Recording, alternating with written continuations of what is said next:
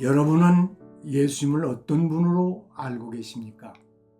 세계 4대 성인 가운데 한 분 정도로 알고 계시진 않습니까? 예수님이 세계 4대 성인 가운데 한 분이라고 하는 것은 하나님을 알지 못하는 불신 세계의 사람들의 생각입니다. 이미 오랜 동안 교회 다니며 예수님을 내 구주로 고백하고 살아가는 사람이 4대 성인 중에 한 분으로 고백한다면 심각한 문제입니다. 예수님을 바로 아는 것은 단순한 지식의 문제가 아닙니다. 이것은 생명의 문제입니다. 그러므로 요한복음 17장 3절에 영생은 곧 유일하신 참 하나님과 그의 보내신 자 예수 그리스도를 아는 것이니다 라고 하였습니다. 예수님을 올바로 깨달아 아는 사람에게 영원한 생명이 있고 참된 행복이 있고 후회 없는 삶의 성공이 있습니다. 누가복음 16장에는 부자와 나사로의 이야기가 있습니다. 나사로는 거지였으나 하나님을 믿고 섬기는 사람이었고 한 사람은 돈 많은 부자였으나 하나님을 모르는 사람이었습니다. 세월이 흘러 나사로도 죽고 부자도 죽었습니다. 나사로는 하나님의 품 안에서 영생의 영광을 누리는데 하나님을 알지 못하는 부자는 불구덩이에서 아우성을 치고 있었습니다. 이 말씀의 의미는 예수 그리스도를 모르는 삶은 불행과 실패와 영원한 멸망으로 끝난다는 것을 가르치는 교훈입니다. 우리가 섬기는 예수 그리스도가 어떤 분이신가에 대해 말씀하고 있는 것이 요한복음 1장 14절입니다. 요한복음 1장 14절은 요한복음 전체의 주제이고 요한복음을 한 구절로 요약한 핵심적인 말씀이며 신약성경 전체의 중심이라고 할 수 있습니다. 간단해 보이는 이 한 구절의 말씀 속에는 몇 가지 깊은 의미가 담겨져 있습니다.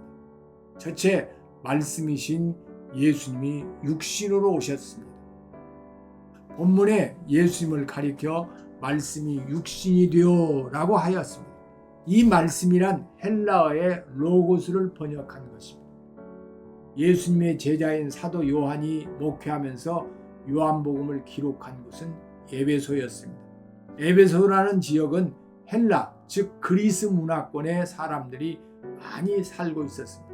그들에게 예수 그리스도를 전하면서 그들이 이해하기 쉽도록 그들의 언어를 사용했는데 그것이 로고스입니다. 로고스란 헬라 철학에서 세상을 움직여가는 이성적 원리라 했습니다. 사도 요한은 헬라인들이 말하는 그 로고스가 곧 예수 그리스도라고 그들에게 복음을 전했던 것입니다. 사실 로고스는 우리나라 말로는 그 의미를 그대로 옮길 수 없는 특수 용어입니다. 성경에는 로고스를 길도자로 번역하여 태초에 도가 있었느니라고도 표현했습니다. 단지 로고스란 예수 그리스도를 가리키고 있는 말이라고 생각하면 됩니다. 당시 헬라 철학은 하나님은 높은 분이고 사람은 낮은 존재이며 정신적인 것은 모두 깨끗하고 의로운 것이지만 물질적이고 육체적인 것은 다 더럽고 악하다는 생각을 했습니다. 그래서 사람은 정신적으로 깨끗한 이성이 육체라는 악한 감옥에 갇혀서 벗어나려고 예를 쓰는 존재라고 설명을 했습니다.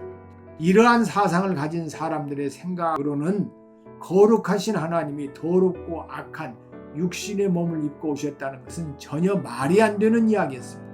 이러한 이론에 반대하기 위하여 기록된 말씀이 곧 요한복음입니다. 예수님은 사람의 육신을 입고 오신 하나님이십니다. 신약성경 빌립보서 2장 5절로 8절의 말씀에 예수님에 대해 기록하시기를 너희 안에 이 마음을 품으라 곧 그리스도의 예수의 마음이니 그는 근본 하나님의 본체시나 하나님과 동등됨을 취할 것을 여기지 아니하시고 오히려 자기를 비워 종의 형체를 가져 사람들과 같이 되었고 사람의 모양으로 나타나셨으며 자기를 낮추시고 죽기까지 복종하셨으니 곧 십자가에 죽으심이라고 하였습니다. 예수님을 가리켜 하나님의 본체시라고 했습니다. 하나님께서 사람의 몸으로 이 세상에 오신 분이 예수님이십니다. 신인, 즉 하나님과 인간의 양성을 겸하신 예수님은 하나님도 되시고 인간도 되시고, 예수님은 영원자이시면서 시간 속에 계시고 하나님이시면서 인간이 되신, 참으로 우리 인간의 지혜와 이론으로는 이해가 되지 않는 분이십니다. 하나님이 사람의 몸으로 오신 것을 성육신이라고 합니다. 하나님이 사람의 육신을 입으시고 이 세상에 오셨다는 뜻입니다. 이 성육신의 의미는 무엇입니까? 둘째, 성육신은 하나님이 인간을 구원하기 위하여 사람이 되어 오셨다는 뜻입니다. 하나님께서 높은 보좌에 계시면서 인간들에게 그 높은 곳으로 올라오라고 하신 것이 아닙니다. 높은 보좌를 내려놓으시고 사람이 되셔서 우리에게 직접 오셨습니다. 어른들이 어린아이와 이야기를 할 때는 어린아이들의 언어를 사용하는, 하나님께서 인간을 사랑하심으로 인간이 되어 인간을 직접 찾아오셨습니다. 내가 처한 현실, 내가 처한 형편, 이 현실 속에서 나를 만나 주시기 위해 나와 똑같은 사람의 모습으로 오셨습니다. 옛날 하와이 군도 가운데 한 섬인 모로카이 섬은 문둥병자들만 모여 살던 죽음의 섬이었습니다. 어느 날 벨기에로부터 다미안이라는 선교사가 찾아와서 전도를 하기 시작했습니다.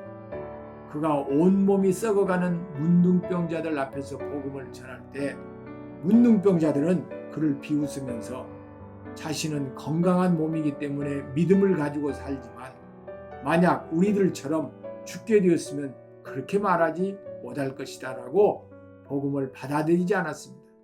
전도의 문은 굳게 닫혀버렸습니다. 고민에 쌓여 있던 다미안 선교사는 어느 날 성전에 나가 이렇게 기도했습니다. 주님, 제가 문둥이가 되어야겠습니다. 그리하여 저들에게 주님의 복음을 전하여 불쌍한 저들의 영혼을 살릴 수 있게 하여 주시옵소서. 그 다미안 선교사는 자기 몸에 상처를 낸 후 문둥병자들의 손을 잡고 함께 생활하는 가운데 그도 문둥병자가 되었습니다. 감각이 점차 무뎌지고 눈썹이 빠지고 손가락 마디가 떨어져 나간 문둥병자의 모습을 하고 복음을 외쳤습니다. 그의 전도를 받은 수많은 문둥병자들은 마치 전류가 통하는 것 같은 감동을 받고 일대 회개운동이 일어났다고 합니다. 이는 문둥이들의 영혼을 구원하기 위한 다미안 선교사의 사랑이며 희생이었습니다. 예수 그리스도의 성육신이 바로 멸망받을 인간을 사랑하셔서 구원하기 위한 희생적 사랑의 표현입니다. 하나님이 인간을 사랑하신 사랑의 극치가 예수님의 성육신입니다. 그러므로 하나님이 사람의 몸을 입으신 성육신이 바로 복음의 핵심입니다. 셋째, 성육신은 하나님이 인간 역사에 오셔서 역사를 주관하신다는 뜻입니다. 예수님은 생명의 기준이십니다. 사람은 누구나 다 이 세상을 살다가 떠날 날이 있습니다. 세상을 떠나면 그것으로 모든 것이 끝나는 것이 아닙니다. 하나님의 심판이 있음을 성경은 분명히 밝히고 있습니다. 이 하나님의 심판을 피할 사람은 아무도 없습니다. 신약성경 히브리서 9장 27절에 한 번 죽는 것은 사람에게 정하신 것이요 그 후에는 심판이 있으리 라고 하였습니다. 그때 심판의 기준이 무엇일까요? 예수 그리스도를 믿는 믿음이 있느냐 없느냐입니다. 믿으면 영생이요 믿지 아니하면 그 누구라도 멸망입니다. 요한복음 5장 24절에 내가 진실로 진실로 너에게 이르노니 내 말을 듣고 또 나 보내신 이를 믿는 자는 영생을 얻었고 심판에 이르지 아니하나니 사망에서 생명으로 옮겼느니라 라고 하셨습니다. 아무리 착하게 살아온 사람이라 할지라도 예수를 믿지 아니하면 그는 영생을 얻을 수 없습니다. 예수 그리스도는 생명이기 때문입니다. 비록 허물과 실수가 있을지라도 예수를 믿는 사람은 구원을 얻게 되는 것입니다. 아무리 착하게 선하게 살았다 할지라도 하나님의 기준에서 볼 때 그것이 생명을 얻을 만한 공로가 되지 못하기 때문입니다. 하나님께서 죄악 많은 세상을 버리지 아니하시고 인간 세상에 오셔서 역사의 의미를 바꿔놓으셨습니다. 연대를 계산할 때 예수님의 탄생을 기준으로 삼아 기원 전과 기원 후로 쓰고 있습니다. 모든 국가가 이 언어를 사용하고 있습니다. 심지어 공산 국가까지 이 언어를 사용하고 있습니다. 예수님께서 역사의 중심, 역사의 기준이 되시는 것입니다. 판단의 기준, 정의의 기준, 진리의 기준이 되시는 것입니다. 생각해보면 모든 것이 다 그렇습니다. 과학, 철학, 법학, 행정학, 심리학, 교육학, 예술 등 모두가 근원을 예수님을 중심으로 해서 나온 것입니다. 건물 중에도 세계적인 건물은 모두가 예수 그리스도를 찬양하기 위해 건축한 것입니다. 음악, 미술 등 세계적인 걸작품의 내용은 모두가 예수님에 관한 것들 뿐입니다. 예수님이 사람의 몸을 입으시고 오셨다는 그 사실이 역사의 의미를 바꿔놓은 것입니다. 이번 주 묵상하고 암송할 말씀 요한복음 1장 14절 말씀이 육신이 되어 우리 가운데 거하시며 우리가 그의 영광을 보니 아버지의 독생자의 영광이요 은혜와 진리가 충만하더라. 아멘. 지난 암송 구절 다시 보기. 자녀들은 혈과 육에 속하였으며 그도 또한 같은 모양으로 혈과 육을 함께 지니심은 죽음을 통하여 죽음의 세력을 잡은 자 곧 마귀를 멸하시며 또 죽기를 무서워함으로 한평생 매여 종노릇하는 모든 자들을 놓아주려 하심이니. 먼저 알 것은 성경의 모든 애언은 사사로이 풀 것이 아니니 애언은 언제든지 사람의 뜻으로 낸 것이 아니오 오직 성령의 감동하심을 받은 사람들이 하나님께 받아 말한 것입니다.